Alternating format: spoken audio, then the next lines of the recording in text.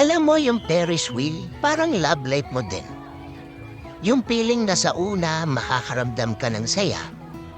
Excited kasi feeling mo siya na. Sa una, nag-e-enjoy ka kasama siya. Napapangiti ka nga kahit may problema pa. Pero habang nahuhulog ka na sa kanya, hindi mo napapansin na pinapaikot ka lang niya.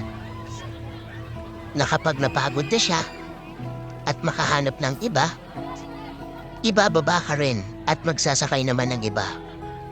Para sa ganon, iba naman yung paliligayahin niya.